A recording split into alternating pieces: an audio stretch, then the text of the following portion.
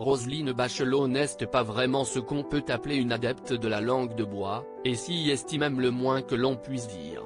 Dans son dernier bouquin intitulé 682 jours paru en ce début d'année 2023, la femme politique de 76 ans revient sur son mandat en tant que ministre de la Culture de juillet 2020 à mai 2022. Une période particulièrement houleuse pour le secteur, notamment en raison de la crise sanitaire due à la pandémie de Covid-19 qui a sévi.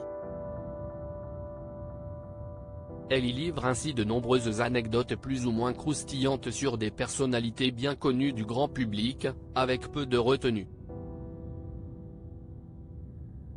En effet, les piques sont légion et Roselyne Bachelot ne se prive guère pour régler ses comptes, comme c'était encore récemment le cas avec le chanteur et acteur français Benjamin Biolay.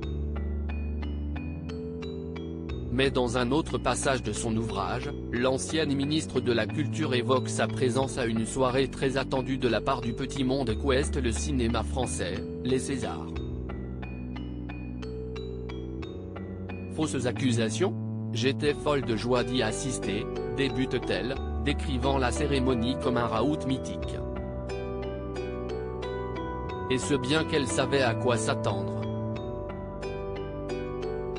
Je dirais même que la perspective d'elle prendre plein la gueule m'apparaissait comme un baptême du feu, quasiment une consécration. Je n'ai pas été déçue, écrit-elle. Dans ces Olympia transformés en une sorte de cabaret interlope à cause des consignes sanitaires, tout débute pourtant pour le mieux. Je fais le tour des tables avec un accueil finalement convenable et même très chaleureux, poursuit-elle. Mais ça, c'était avant de croiser une certaine actrice.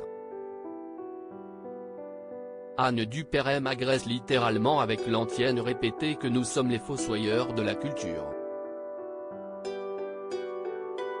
Elle continuera plus tard en m'accusant faussement d'avoir quitté la cérémonie alors que j'étais dans la loge prévue par les organisateurs, développe-t-elle, avant de la rhabiller pour l'IV. Après les aides auditives, elle pourrait se reconvertir dans les publicités pour lunettes. Le ton est donné. On est très curieux de savoir comment se déroulera leur prochaine rencontre.